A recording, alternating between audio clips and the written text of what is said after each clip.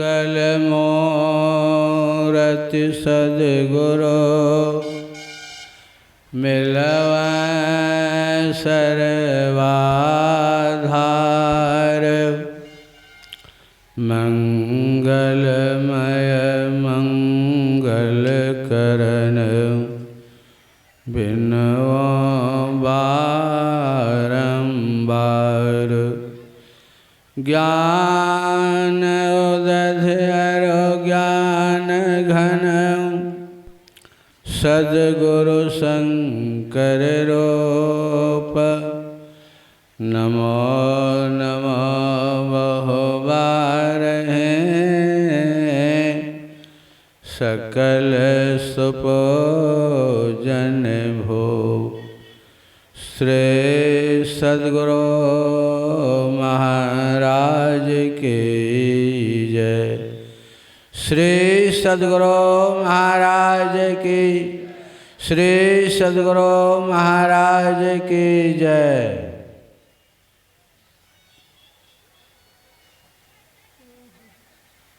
पूज्य बाबा मंचस्थ महात्मा गण, धर्म प्रेमी सज्जन वृंद तथा धर्मशिला माताओं एवं बहनों, उपकारक के उपकार को जो नहीं मानता उसी को नमक हराम कहा जाता है। हम आपको ये जो सुंदर देह मिला है प्रभु की कृपा से मिला है।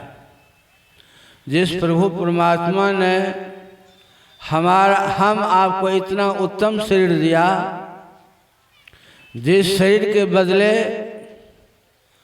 आप उस परमात्मा को कुछ भी नहीं दे सकते हैं। संसार में जो कुछ है वो नहीं का है। अगर फूल भी चढ़ाते हैं तो फूल भी उन्हीं का है, अन्न भी पानी जो भी चढ़ाते सब उन्हीं का है। आप लोग क्या दे सकते हैं? अगर उनका स्मरण भजन नहीं करते हैं तो आप कुछ नहीं करते हैं। सूरदास जी महाराज ने कहा, जो तन तियो ताय बिसरायो, ऐसो नमक हरामे, अब भरी भरी उदर विषय को धावत, जैसो सोकर ग्रामे। कितना सुंदर शरीर है। इस शरीर से आप ब्रह्म परमात्मा तक जा सकते हैं, लेकिन हमारी आपकी वृत्ति गुरु चरणों में रहकर जो अध्यात्म ज्ञान लेना चाहिए वो तो कभी लेते नहीं हैं। दिन रात जानवर के तरह संसार के सुखों भोगों में पड़े रहते हैं। जिसमें हम आप माँ के उदर में थे, सुंदर आँख, सुंदर नाक, सुंदर कान, सुंदर मोह, ये अनेक अंग प्रत्यंग जो बना है परमात्मा ने बनाया है।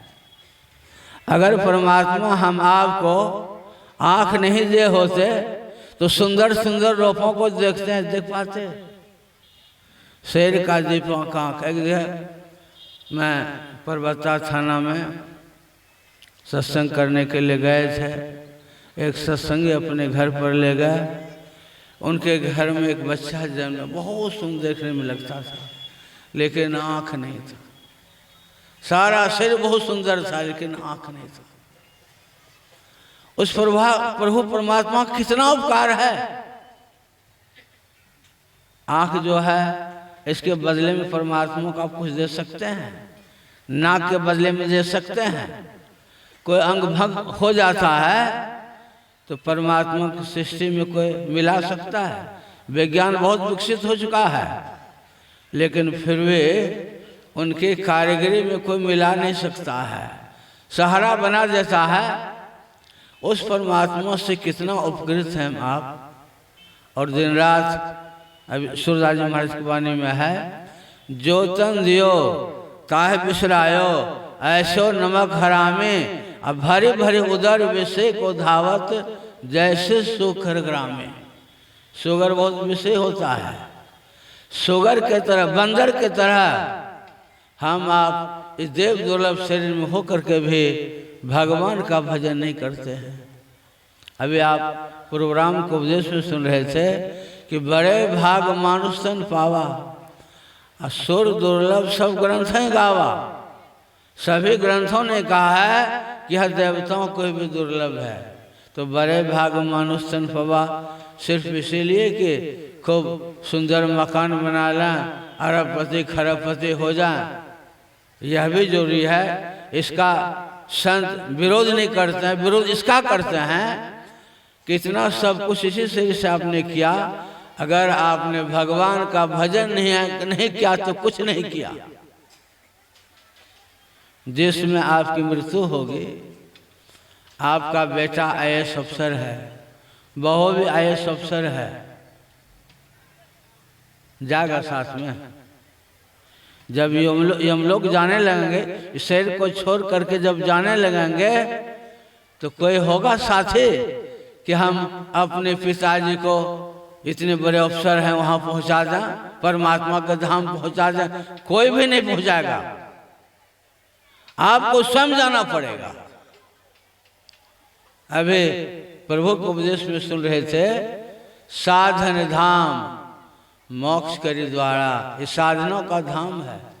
इस शरीर से आप जैसी साधना करना चाहें कर सकते हैं।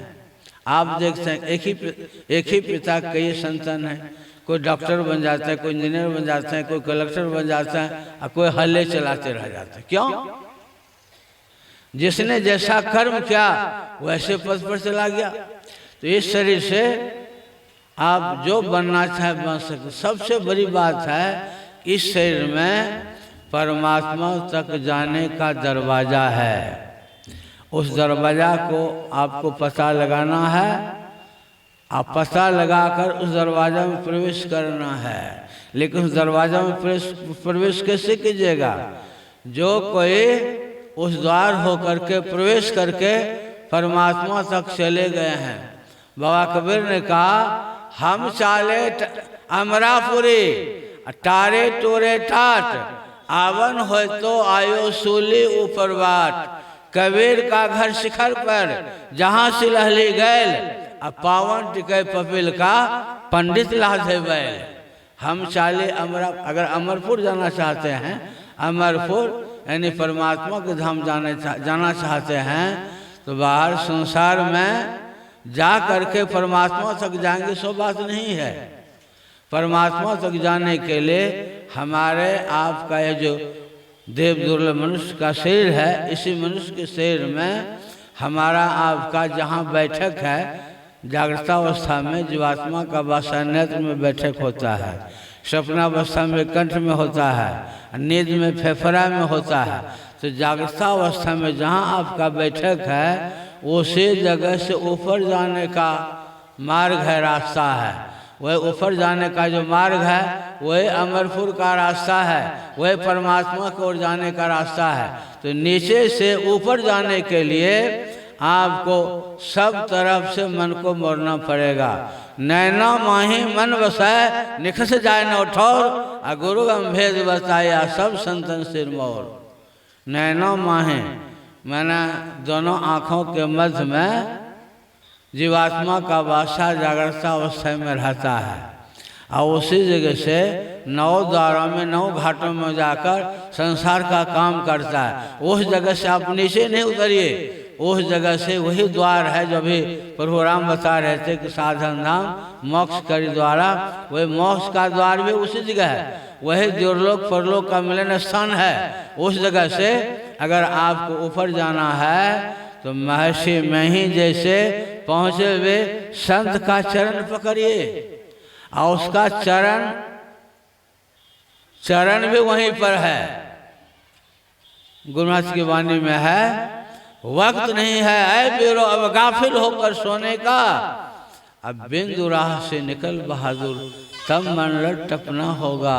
दामिनी दम के चंदा छपके सूर्य सफेद ज्योति मंडल, इस मंडल से आगे बेरो और तुम्हें बढ़ना होगा। वही नैनों के मध्य में वो हम आपका ऊपर जाने का रास्ता है, मार्ग है। लेकिन उस मार्ग पर जाने के लिए कोई जो विषय होगा, जो कामुक व्यक्ति होगा, वह उस मार्ग पर नहीं जा सकता है। इसीलिए बाबा कबीर ने कहा, सूर संग्राम को देख भागे नहीं, देख भागे सोए सूर नाहे। काम और क्रोध मद लोभ से जूझना, मरा घमसान ता खेत माहे।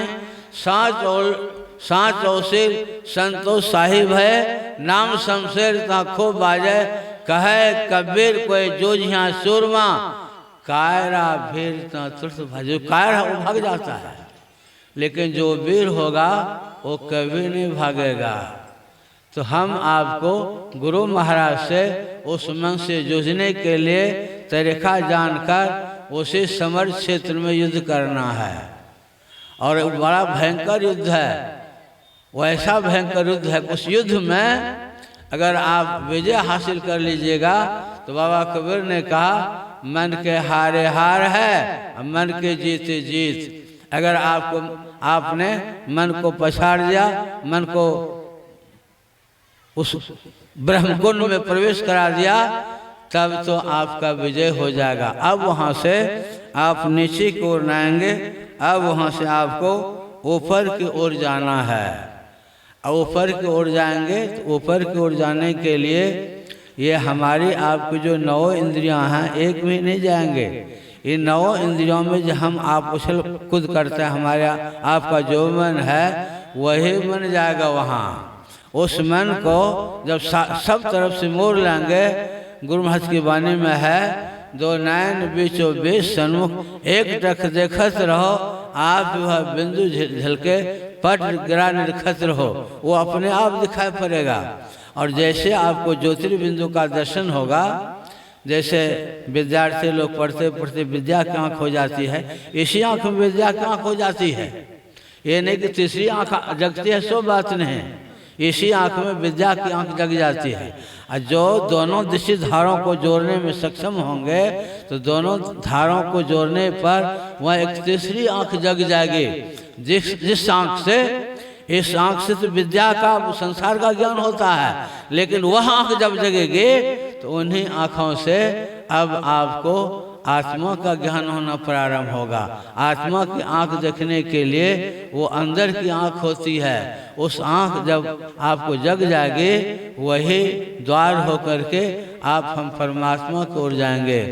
गुरु महाराज की वाणी में है, वक्त नहीं है ऐ वीरो अब गाफिल होकर सोने का, बिंदु राह। वही बिंदु ही राह है, वही रास्ता है। उस रास्ते पर जब हम आप चढ़ जाएंगे, तब आगे बढ़ेंगे, तब हम आपका जो स्थूल पर्दा है, यह पर्दा हट जाएगा। सूक्ष्म पर्दा है, सूक्ष्म पर्दा को भी ज्योति ध्यान से हटा देंगे। कारण महाकारण वाला जो आवरण है वो सब ध्यान से हटेगा। और होते होते जब अंत में 4 शब्द मिलेगा, वही शब्द परमात्मा की आवाज़ है। उस आवाज़ को जब आप पकड़ लेंगे, बढ़ते बढ़ते बढ़ते बढ़ते परमात्मा में जब मिल जाएंगे, तो हमारा आपका यह मानव जीवन सफल हो जाएगा, सार्थक हो जाएगा। यह अभी बड़े भाग की जो विशेषता है, ये भगवान का भजन करने में विशेषता है। इसलिए संसार के कामों को करते हुए इस निज काम को करें तो मानव देव सफल है, नहीं तो यह देव सफल नहीं है। श्री सद्गुरु महाराज की, श्री सद्गुरु महाराज की जय।